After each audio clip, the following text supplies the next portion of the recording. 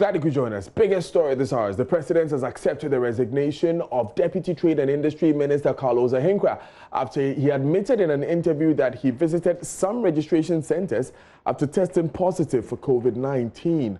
The Tema West MP statement on Asempa FM's Ekosi saying was received with anger by a large section of the public, which called for his dismissal. Mr. Ahenkorah himself has reacted, tendering his resignation. Here's a statement from the presidency informing the public of that, and it says the President of the Republic, Nana Akufo-Addo, on Friday the 3rd of July 2020 accepted the resignation from office of the Deputy Minister for Trade and Industry, Honourable Carlos Kingsley Ahenkorah, MP, which takes immediate effect. This follows the admission by the Deputy Minister of his breach of the COVID-19 protocols when, as a person certified to be positive for the virus, he visited a registration center in his constituency before the period of self-isolation was complete. President Akufo-Addo is admonishing all of his appointees to bear in mind that they are to prove leadership at all times for adherence to the protocols that have been established to help the nation defeat COVID-19. In accepting the resignation, the president recognizes that Honorable Carlos Ahenkorah has acted honorably in the circumstances by resigning his office and wishes him well.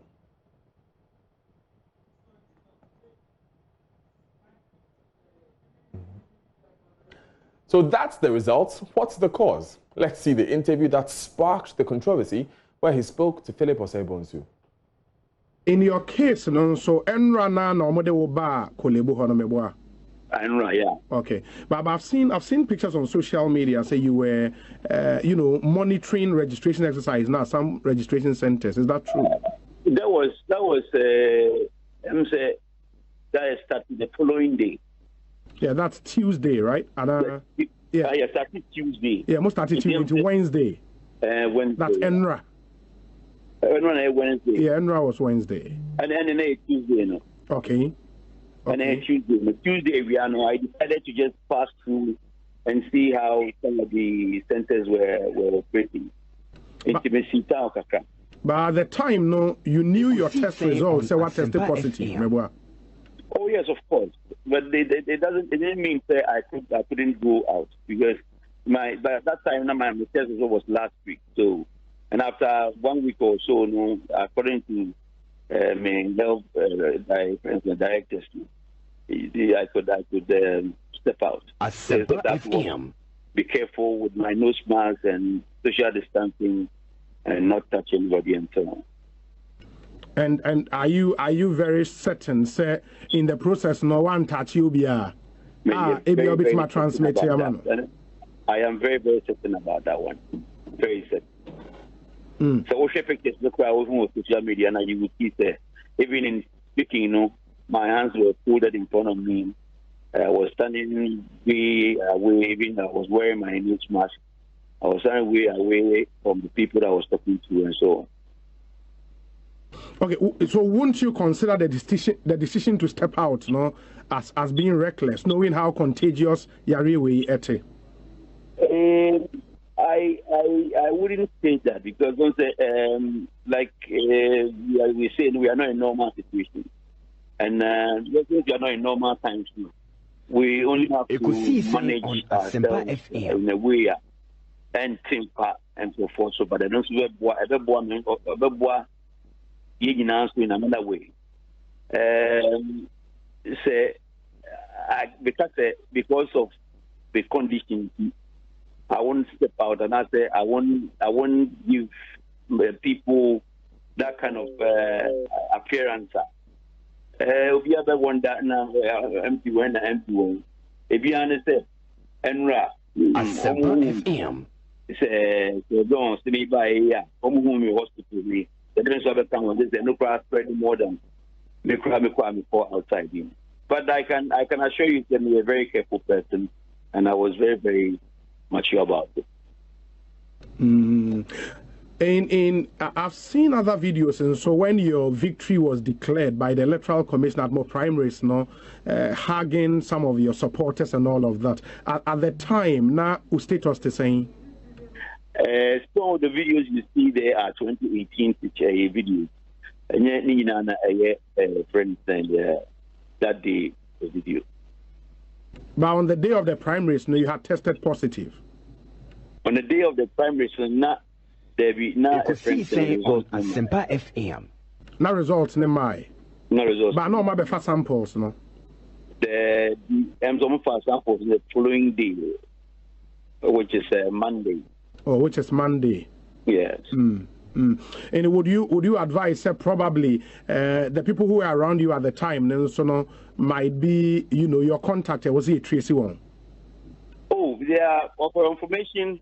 In fact, I'm the whole couple of 33 years because some of them started complaining even before Ahenkorah FM. In Kimimik Municipal Health Directorate, I'm catching on the main only be complaining about some bodily pain and environment. Almost 35 free honourable. Wow. That means really that primaries might have led to the spread, maybe if not just your constituency, other constituencies and so. That would be very speculative because primaries, maybe be Ghana, and it could still happen on Ahenkorah FM. Some of the constituencies near ABSC or ABSC or baby, and then have to be into me MPC now. Yeah. And see, when we generalize like that, I will be making a mistake. Right, let's speak to a political scientist for his views on this. We'll also be hearing from a number of other stakeholders. Dr. Amache Boateng is with the KNUST's Political Science Department. Dr. Amache Boateng, so what do you make of the move by Mr. Ahenkorah to resign? Let me say good morning to your viewers and also express my appreciation for the opportunity to engage your viewers. Ordinarily, you want to say that he has done well. In Ghana, we don't have the culture of state actors turning in their resignation on actions that are deemed improper, given their office. But then here we're looking at a legal issue, and it's a breach of the law. He is an adult. He knew of his status. He knew of the fact that once you are COVID positive, you need to behave in a particular way until you are cleared by the medical doctors. He was not cleared, and a leader as such, you go out. So initially, it's not a political issue; it's a legal issue, and I think it should be dealt with legally. What we relating to is the political dimension. He's tendered in resignation, and it's been accepted. Like I said, ordinarily you want to say that it's a good move, but the primary issue there is the legal aspect, and I think Ghana will want to make a strong statement to Ghanaians that the fight against COVID has several dimensions, and citizens have their own part to play. I think it's because of this that the law, has been put in place to simply make particular actions and inactions of people who have the COVID, illegal, and so those actions have been criminalized. When a leader of society himself breaches it, then I think what has to be done has to be done. And maybe it's not late, so we can keep our fingers crossed and wait whether the police will go in to, take an action. I think it should come from the police. We want to ask, the police in the area where he stays, what exactly is happening? Why is it that we're not taking, a legal action against him and sending him to the court? Okay. At least he has the option of paying a fine. So let's see whether Ghana is going to make a strong statement to let everybody know that the fight against COVID is real and that Ghana means business. Now, Dr. Amache, you are a political scientist. There have been calls for Mr. Ahenkorah's candidature in the upcoming election at Tema West to be withdrawn. What does this action mean for his eligibility as a candidate? You know, will this have any impact on the chances of the NPP in that constituency? Well, it's an interesting thing. The first president of the land, Nkrumah, was in prison when people voted for him. And then the governor of the day, released him. And from the prison, he came to, lead the country. The action of getting someone to represent a constituency is taken by the constituents. And the moment you have a popularly elected person, it becomes very difficult for any other, group of people who are not part of the constituency to be able to take action. So the people who are making the call, who are they referring to and why? Are they in a way suggesting that the whole constituency go into some sort of a referendum or something to take such a decision? Who is to take that decision? So politically, it sounds a little upset, actually, because the decision, the decision makers themselves are not complaining. So you and I sitting outside here cannot really, cry for them. So I think that particular call is a little absurd, actually. It should come from the delegates in the constituency, and if the delegates collectively are to take a decision, then we are suggesting we go into some sort of a referendum there, some sort of such an arrangement to let them express their position on the issue. Maybe that is what the call is for. In the absence of that, I really don't get it. That call was made, Dr. Amache Boateng, by Occupy Ghana, one of whom has joined us via Zoom. Jejom Segbefia of Occupy Ghana has joined us. Mr. Segbefia, if you can hear us, what's your impression of this resignation by Carlos Ahenkorah? You released a statement this morning, I'm speaking of Occupy Ghana, calling for the dismissal, prosecution and withdrawal of candidature of Mr. Carlos Ahenkorah. The man has resigned. Is this a good step or it's not enough?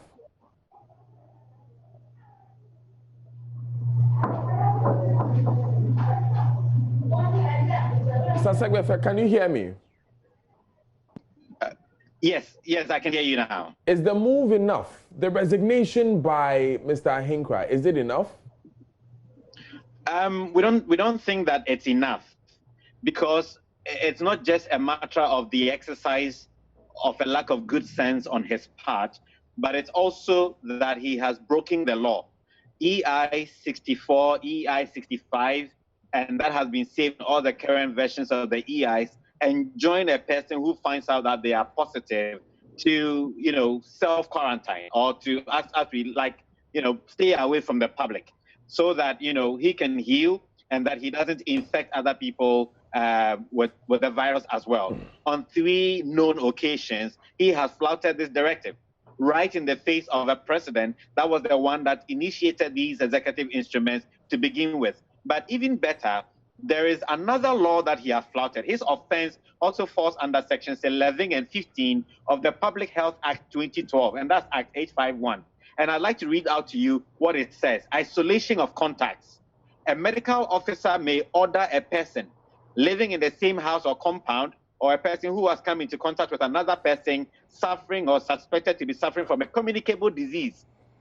You understand? And that person needs to be isolated in a designated place provided by the government until that person is considered safe to be discharged.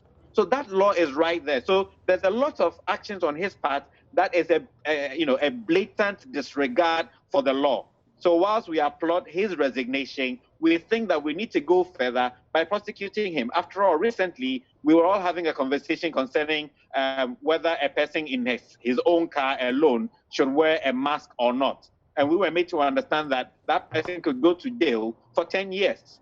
Who was the law made for? The person living in Asante Atimagogo, or the MP is exempt from the law? So we think we need to go do one further by prosecuting. Right. Or send a message to people that we don't want to hang around with COVID-19. Now, I'm going to read a section of your statement, Mr. Segbefia. It says here that we respectfully call upon the president to remove him from office forthwith. We also call on the police to investigate his actions and if found to have breached the law, to prosecute him. He's spoken to that. It says we also call on the New Patriotic Party to withdraw him as their candidate for the parliamentary elections. I just put those thoughts to Dr. Amache Boateng of the Political Science Department. He thinks it's absurd, that call for the withdrawal of candidature, because you are not delegates. The people he is electing to represent are the people who should be making that call. What do you think?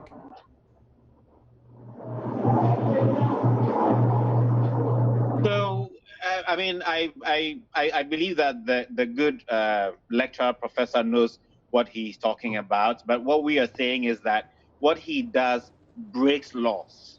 And that if this is a party that believes in the rule of law, and you have a person who has on 3 occasions disregarded that law, cast his teeth, his despite into the teeth of a president that for 13 times has been trying to assure Ghanaians that he's on top of this issue of the pandemic, then you can't allow him to stand. So we are inviting the New Patriotic Party to consider that, withdraw his candidature, and perhaps replace him.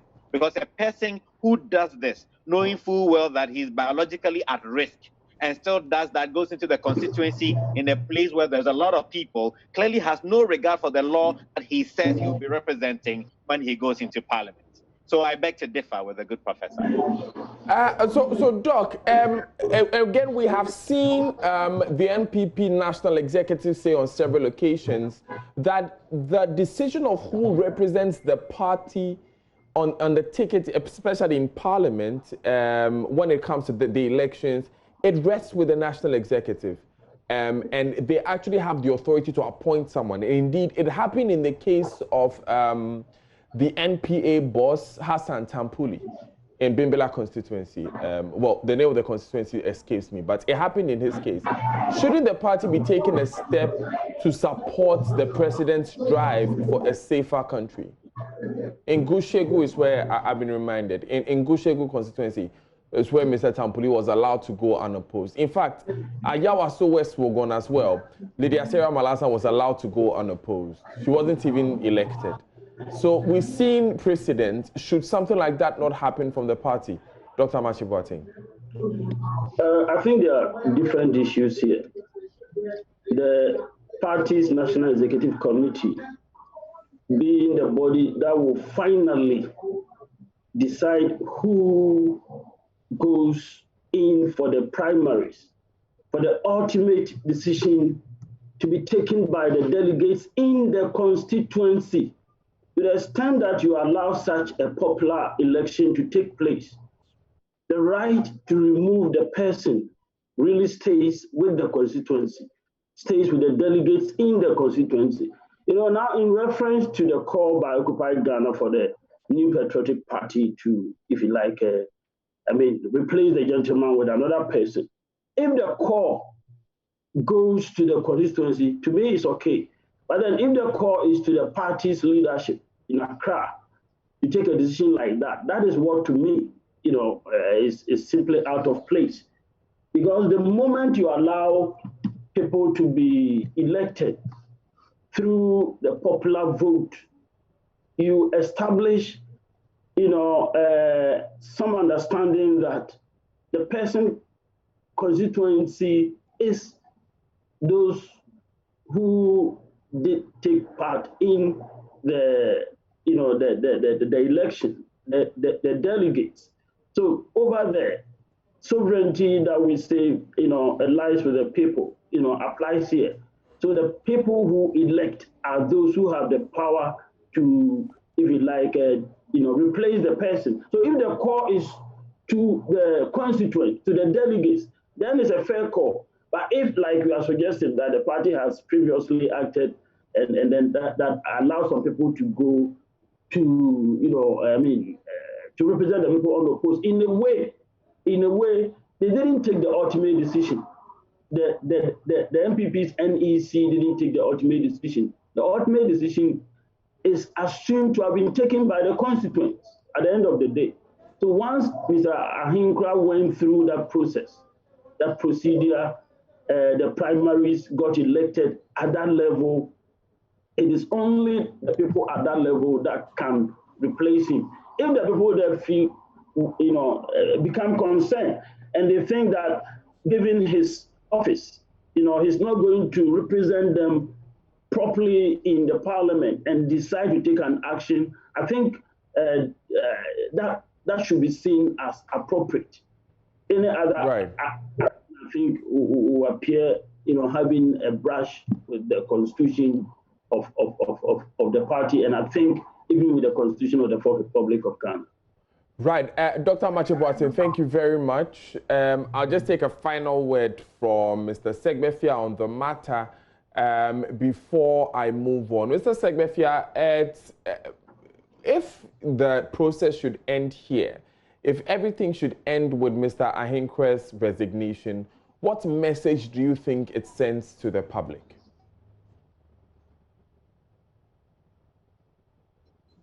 Well, I believe that then it basically means that there are different types of laws for different people, and that if some people or members of parliament and of course deputy ministers break the law, a resignation is enough.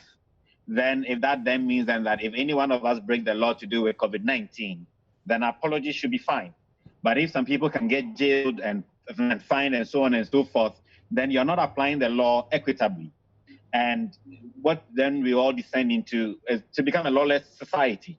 But if you're looking at the fact that, and of course this is even the shocker for all of us, he directly witnessed the tragic death of Sir John, Mr. Efriye, just a few days ago. And he described in very, very clear terms how the senior citizen could not even have his dinner, and then he had to pass.